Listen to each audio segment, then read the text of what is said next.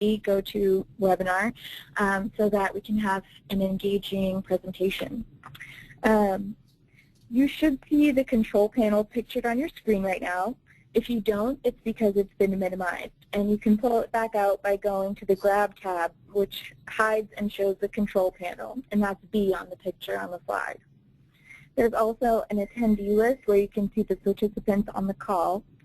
If you have a question, I can raise your hand by clicking. You can raise your hand by clicking on the hand icon on the control panel, and I can unmute your line. So if we could just make sure everyone has that, if you could please raise your hand if you can hear me, so we can make sure everyone understands. Okay.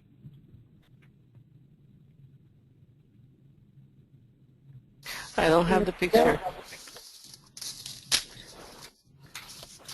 Okay, great. All I right. don't have that. Another way you can participate is through the question pane. You can type your question in the question pane, and I can read it out to the group or respond privately. So all of the panes can be expanded or minimized by clicking on the plus or minus button on the top left of each pane.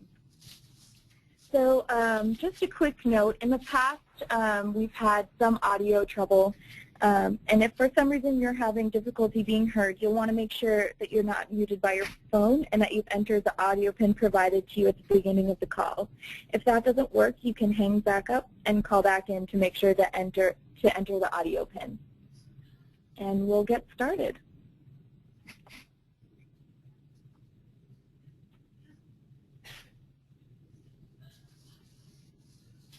Well, this is Carol Lincoln, and I'd like to extend a warm welcome to everyone on the Leader College webinar this afternoon. We're really fortunate to have some terrific presenters that are going to be sharing some information about how we can do a better job of engaging faculty in curriculum reform. With us on the call today are several other Achieving the Dream staff. You see their pictures. Carrie Henderson is Associate Director of Programs. Melanie, whose voice you've already heard, is our Assistant Director of Programs. And a new person on our team today is Caitlin Donnelly. She is helping us with the development function of Achieving the Dream, and she's the Strategic Partnerships Coordinator. Our agenda today looks like this.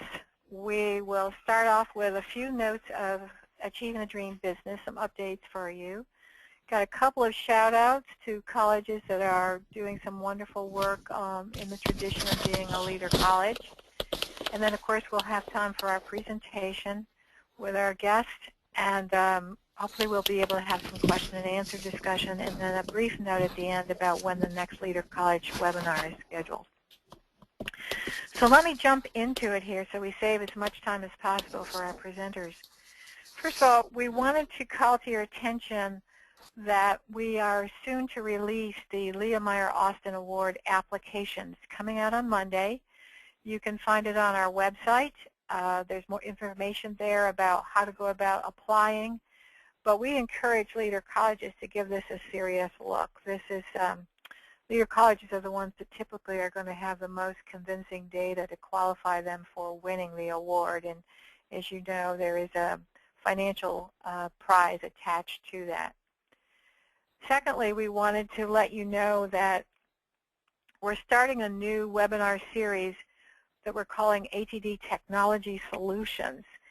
These are webinars that will happen throughout the coming year, and they're going to be a time when you can talk with your peers as well as some of the companies that are offering technology solutions to help improve student success.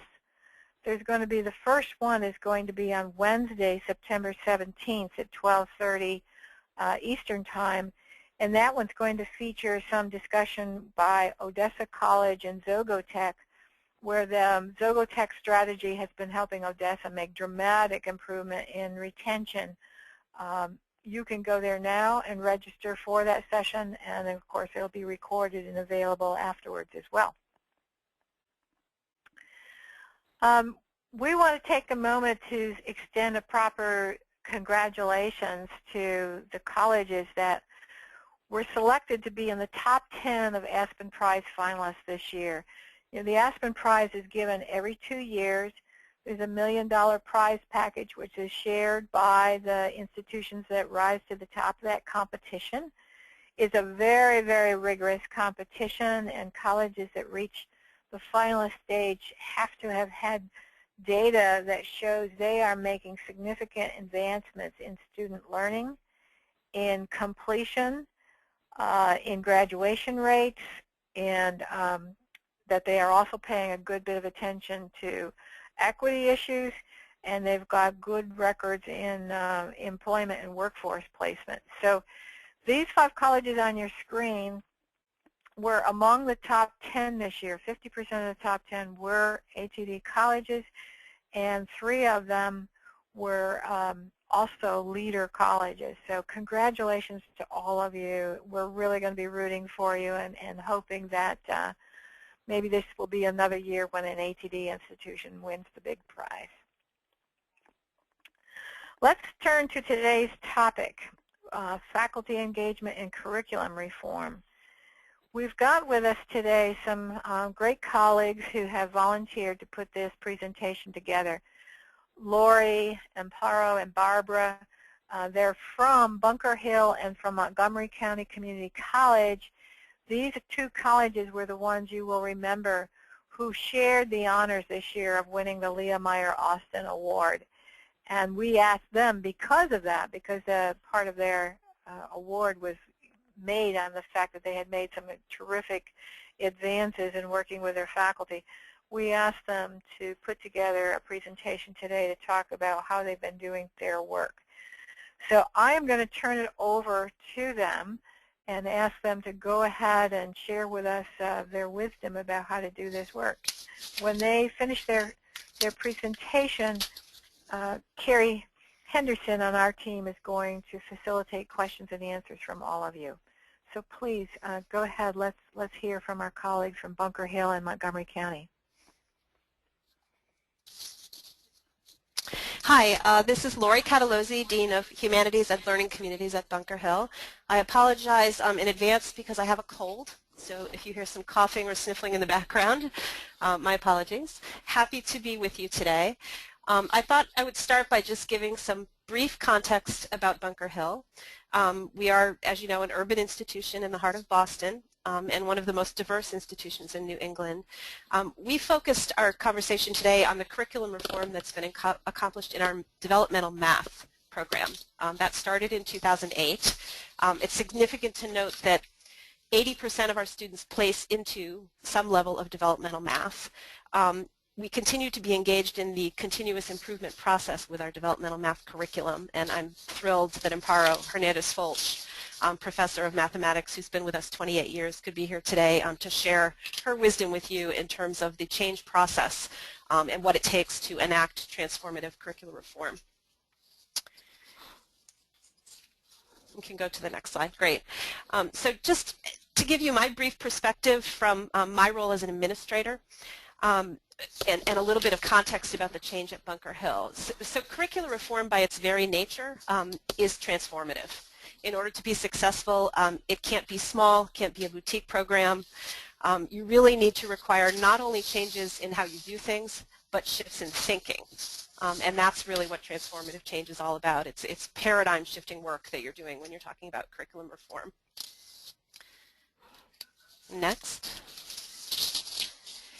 The challenge, as we see it in terms of developmental education, is that we've, for decades and decades, nationally taken really a deficit approach to thinking about students who are enrolled in developmental education.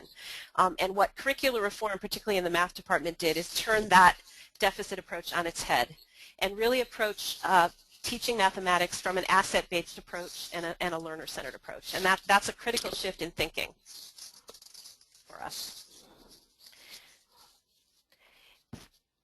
In our experience, the most successful efforts, and really the developmental math curricular reform is the most transformative effort we've had here in terms of curricular reform, the most successful efforts are really grounded in collaborative leadership.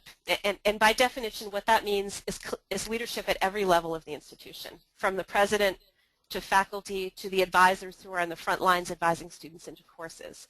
And that's most effective collaborative leadership in an environment where innovation and risk is encouraged. It's also most successful when particularly curricular reform efforts are faculty-driven and administratively supported.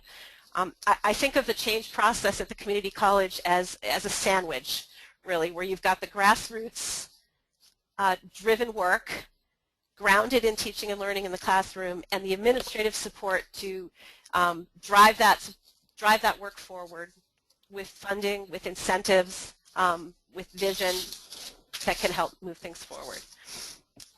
Next slide. Another quality of successful efforts in our experience is that they're focused on the classroom. They don't tinker on the edges. They don't just use add-on strategies that will move the needle on student success in a very small way. They're really focused on the learning that's happening in the classroom, because particularly in the community college, our students are focused on the classroom. Many of them have full-time jobs. They come, they attend their classes, they leave. And so that's a captive audience when you're in the classroom, and that's where the learning centers and happens. Also, the learning paradigm really envisions the institution itself as a learner. With every experience, we learn more about what it takes to help students succeed, and that's the continuous improvement model that matches ATD's vision as well. And then finally, in our experience, successful efforts are data informed. And when I say data informed, I'm talking about the national research, in this case about mathematical learning, the local data about what's happening here on the campus, and both quantitative and qualitative data in terms of not only the percentage at which students are succeeding and progressing through developmental ed, but the extent to which they are learning the mathematical concepts and ideas that Amparo will talk about. So at this point, I'll turn it over to Amparo.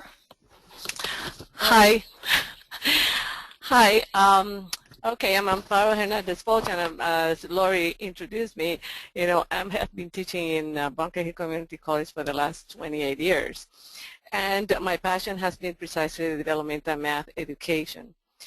I have been very fortunate to participate from the very beginning in 2008 into the process of curriculum design and transformation. And I want to emphasize that during this process, the process was always organic. It was based on what do we need to do to make our students successful, and what are we doing right and what are we doing wrong. So it was a very open, very organic process, very honest process. It was a self-discovery kind of process. It was faculty-driven, where almost every single faculty member of the math department at some level participated. We committed our efforts to be focused on student learning and teaching based on a learning community model that we have participated in and had been already in a very successful initiative at BHCC. So this was like the core of the beginning of the process in curriculum design and transformation. We also decided as a math department that as academics, we wanted to be informed by national and state research, so we committed our efforts in our department meetings and our regular meetings, okay, to look at those that were being successful, the models that were being very successful.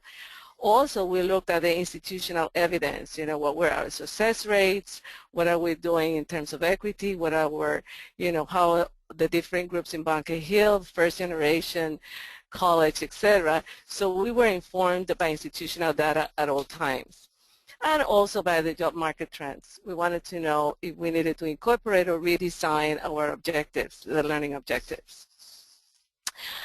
Next slide. Okay.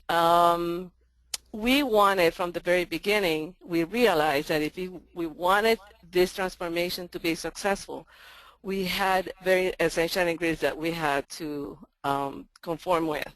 What was, again, the faculty engagement. Then we needed to also train faculty into reading, participating, dealing with this research, alignment of learning outcomes, and the integration of support in technology and the math space. But the professional development was a key component, okay, for faculty increasing engagement.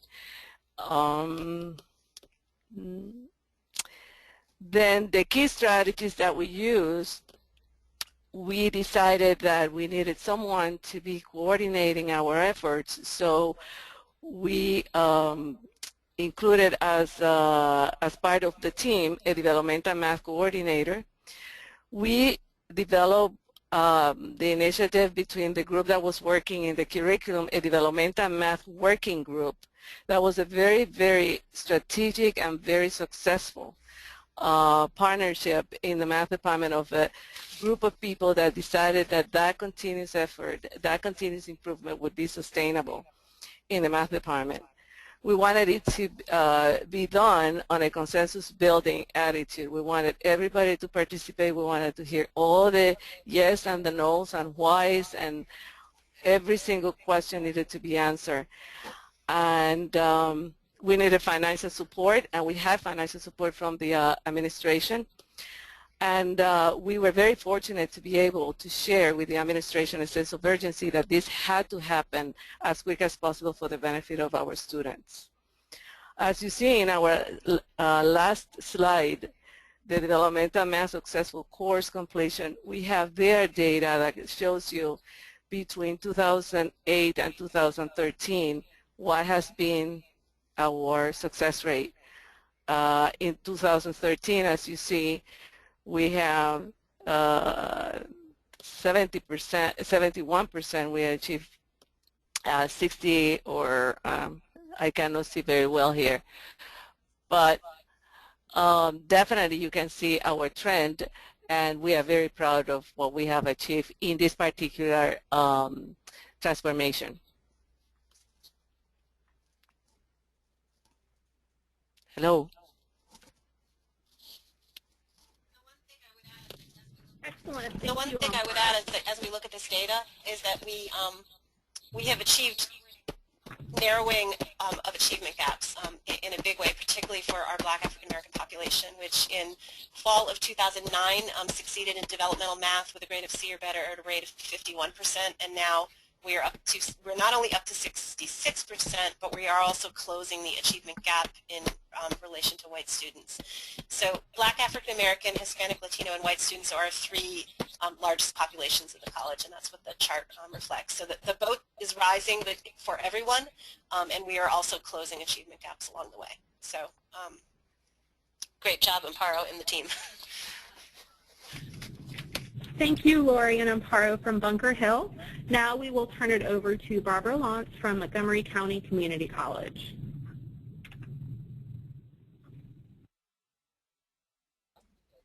Hello. Thank you for having me. Montgomery County Community College is in Pennsylvania. We are a suburban campus. We have 2 campuses, and we also have a pretty robust virtual campus. Diverse population, 22,000 students, average age similar to Bunker Hill, 35% placed into developmental math, and I just gave you statistics on our full and part-time faculty. Next. We did a course redesign for our first course in the developmental sequence. We called it Concepts of Numbers for Arithmetic and Pre-Algebra. It was developed in 2008 to improve student outcomes in their first developmental experience at the college. Prior to 2008, the success rate for this arithmetic course before the redesign was somewhere between 35 and 43%. This course redesign went from pilot stage to full scale in 2011 within our institution, and our success rates have climbed to 62% success rate. But doing this course redesign and having it go full scale presented to us many challenges. Perhaps the greatest obstacle would be orienting and supporting faculty as they navigate and get comfortable with the implementation of both pedagogical and curricular reform. That is our greatest obstacle now. I do have to say that getting the course widespread acceptance was the first obstacle.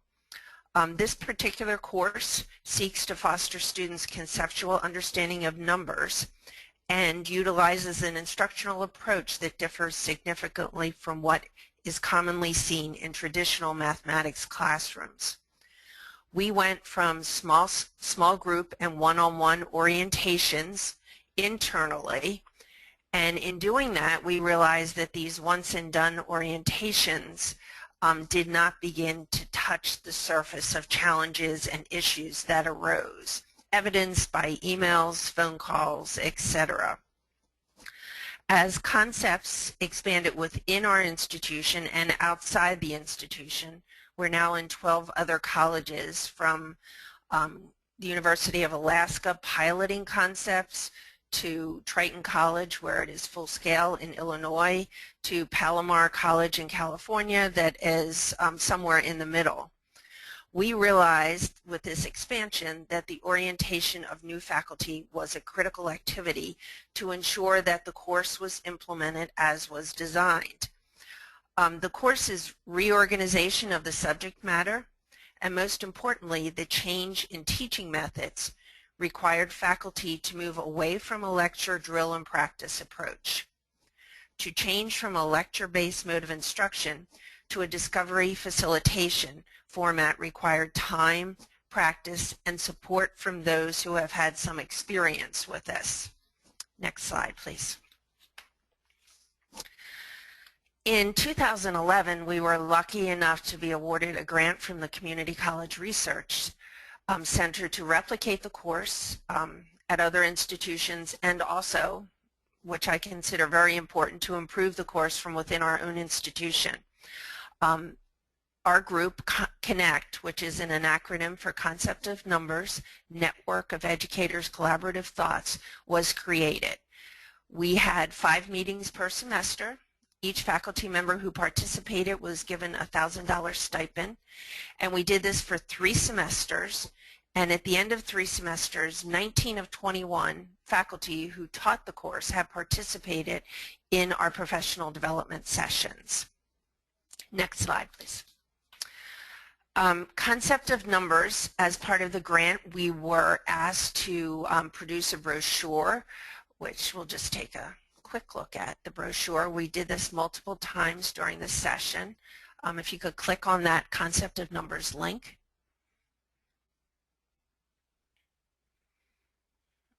Okay, it doesn't seem to be going, so I'll continue. All right, here it comes.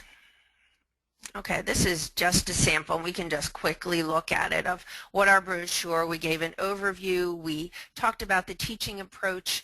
We gave our data chart so that people would have that to look at. And then we did faculty reflections on the group and what was going on. Thank you. We can go back to the slide. Within the group, these are the activities. We had one semester, as I said, offered input on textbook revisions. The group contributed to the learning assessment process, provided feedback on instructional and orientation materials that we were using at other colleges. We videotaped each other's class and had discussions. We kept journals where we reflected on what we were doing day to day and semester to semester. Each person was required to go and observe one of their peers and then reciprocate. We discussed any current articles on developmental math that was out there, and each person was required to do a cumulative reflective paper when the group finished. Next slide, please. All right, what we got out of this and why we thought it worked, if you could click on the link, Features of Faculty Learning in Connect. You can take a look at an agenda for a sample meeting. Here we go. Just to give you an idea of what we did within these meetings, we had just gotten back from NAID, so we gave some takeaways. There were edits for the textbook. Every member was required to read a supplementary math book. We had a reading list, books like The Problem with Math is English and Out of the Labyrinth, and then to give a critique of the book. We looked at our videos that we had done and critiqued those, and we also did some teaching demonstrations. Some of the members of the group volunteered so other people would see what was going on in their classroom. Thank you. Back to the slide, please. So after all of this was over, CCRC did some research on professional development, and they came up with some ideas that they thought were essential in order to have effective faculty professional development. We really feel that we hit all of these criteria in our professional development group.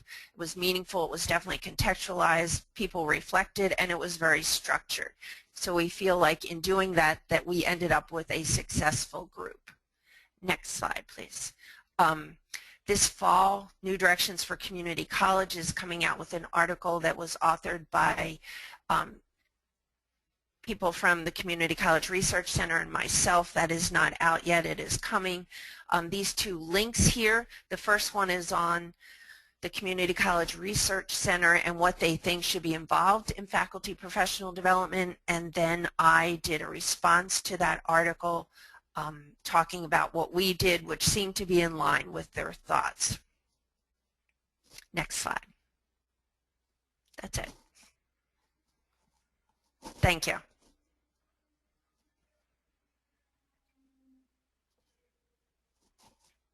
Thank you to Lori and Amparo from Bunker Hill Community College and Barbara from Montgomery County Community College for sharing your college's journeys on developmental education math reform and the Connect program. If any of our participants would like to contact the presenters, we've provided contact information for them here. And so the next section of our webinar is going to focus on questions and discussion. And so we've prepared a few questions that we will ask. And if you have a question you would like to ask from the audience, you can feel free to type that in. And if you would like to ask your question verbally, raise your hand and Melanie can work with you. So my first question, as our presenters talked a lot about, particularly Lori, and focusing on the classroom and how the classroom really is the most captive audience. I'm wondering if any of the presenters would be able to talk about how faculty can better understand their students and their students' needs.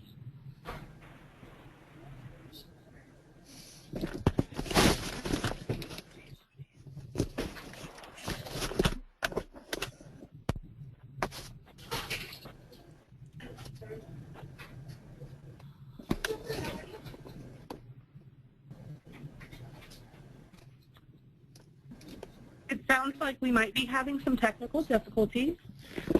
This is something from the audience. If you have an answer that you'd like to share or pose a question, feel free to raise your hand or type in.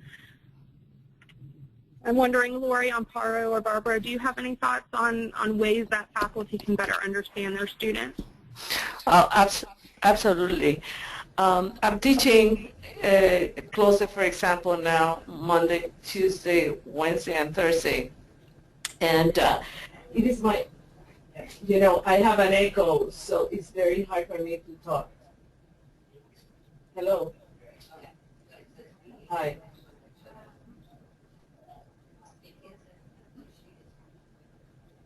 Amparo, we can hear you. I know, but I hear myself. So there's something going on. Okay, I think it's better now. Okay, so I teach my students 4 times a week, and that from the very beginning gives me a first perspective and a very accurate perspective of where my students are coming from. What are their strengths, what are their weaknesses, and how can I better understand their needs. So I think the faculty is the first one to know, to have that feedback, and to have a real one.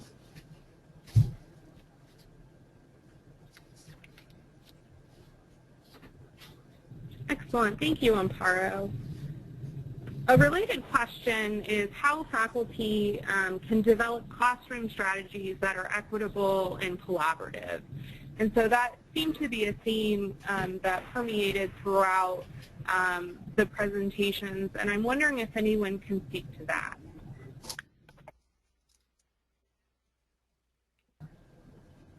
This is Barbara.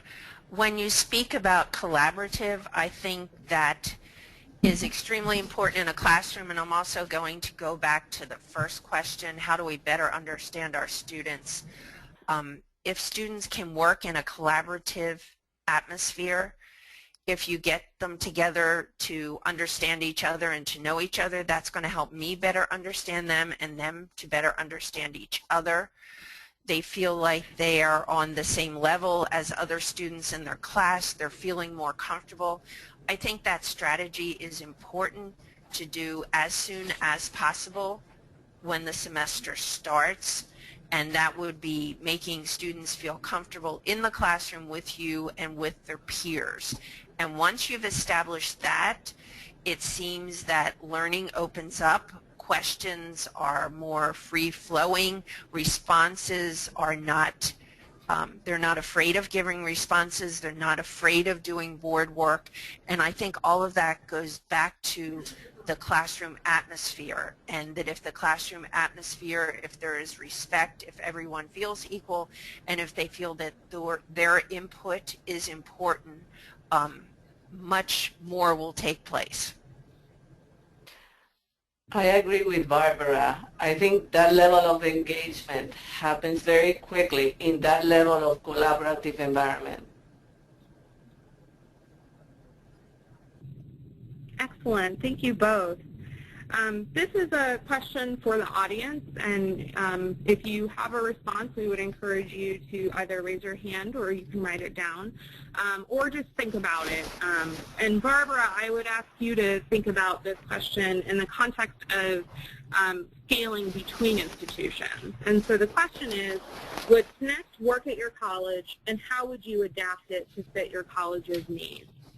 And so, Barbara, I'm wondering if you can, just from a general perspective, speak to the idea of other institutions that have different student body populations, different sizes. How might other institutions be able to learn from the work at Montgomery County? Okay, the question, would Connect work at your college? I could probably do a whole webinar on what if you don't have professional development for faculty who are trying new approaches at your college. Based on experience, it doesn't work out well. So the more professional development which is concentrated on the course or the course redesign, the better for the faculty and the students. I've had colleges that have adapted the idea of Connect at their institutions. Reading Area Community College in Pennsylvania has a very cooperative group. They work together. They've come to our college where distance-wise that's doable. They've participated in our Connect group. And we have also had other colleges participate with our Connect group through Skype when their schools were smaller than ours and there wasn't as many faculty teaching the new curriculum, when they were just in the pilot phase. So that has been helpful. And then you have basically the teacher teaching the teacher idea, then that group of faculty can go back to the institution and develop their own groups, make them more specific to their culture and their students. Excellent. Thank you, Barbara. We do have a question from the audience, and this is for all three presenters. And so in examining the work that you did, either developmental math reform or course redesign, is there anything you would have done differently?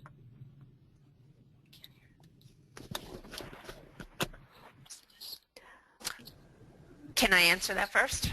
This is Barbara. Sure. When we first, I think I mentioned it, when we first did the course redesign and went to scale, we did not have any professional development groups in place. It was only through the grant from CCRC that we got the idea that professional development groups would really enhance the experience for both faculty and students. So if I were doing a redesign again, I would definitely look to forming professional development groups right away, whether it be pilot or full scale, so that all faculty involved. So many of our developmental classes are taught by adjunct faculty who don't really feel engaged with the college because they're teaching at various places. And this kind of brought everyone together, a sense of community. So at this point, after having gone through this, I would say that that is essential, and we should have done it sooner. I think if I have to say about something doing it differently, I would have liked to engage in research a lot sooner. The research came as a result of the doubt in our group, in our math faculty, and we lost precious time in trying to find and connect with those activities that could provide for us the right information that we needed to start the process. Having said that, I have to say that our model, even though it's not exactly like Connect, it has very, very similar elements. And I believe that the professional development is one key one. We did the process during a whole summer where adjunct faculty were invited and participated, and full-time faculty was also there. And during that summer, we were paid. I don't remember the amount of the stipend, but each one of us was also paid to develop the curriculum and align the objectives between the two developmental courses. We also went and did standardized syllabi, so that could help adjunct faculty in knowing what acceleration of this new math developmental sequence was about. We standardized the syllabus, we standardized the pedagogy, the elements of the pedagogy that we thought were successful for our students. We adopted habits of mind as a frame of work, in that level or way of delivery of content. And so the students will develop while instruction in math, the habits of mind. And we also did a lot of work in mindsets, the growth mindset, both for the faculty in terms of training and the students. So all this to tell you that I think we were very much in tune and very similar to the Connect type of work that Barbara, is doing.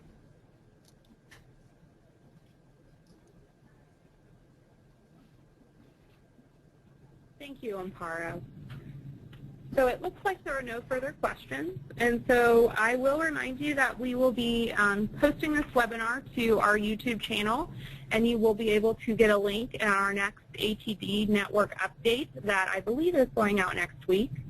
I do want to remind you that our next webinar is Thursday, October 2nd at 12:30 p.m. Eastern Standard Time. We are really excited to hear from the national expansion of the Working Family Success Network strategy. And so it's looking at wraparound services for students, and you will be able to hear from Jeff Wagner at Highline College in Washington and Julian Hayes and Elisa Schildneck of Achieving the Dream. So we definitely encourage you to register for that webinar coming up next month. Okay, and before we conclude here, we just appreciate it if you would participate in our poll. So it should show up on your screen here. If you could please check all of these statements with which you agree. This call was useful and informative. I enjoyed the webinar format. This webinar gave me new ideas that we could implement. There was enough time for questions and discussion, or this call did not meet my expectations. So we'll just give everyone a minute to answer. And if you could please answer, it's very helpful for us to gauge, what topics are of interest and helps us shape future webinars. Great. Almost everybody.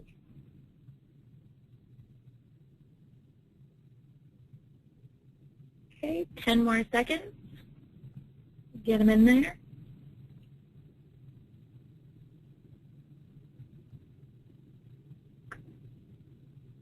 And, okay, great. We've got everybody. Right. And so I'll just share this quickly. And it looks like this is a pretty popular topic, so we're happy to see that. So thank you, everyone, for sharing with us. All right. Thank you for everyone for joining us, and a special thank you to Bunker Hill and Montgomery County Community Colleges for presenting on faculty engagement and curriculum reform. We look forward to seeing you next month.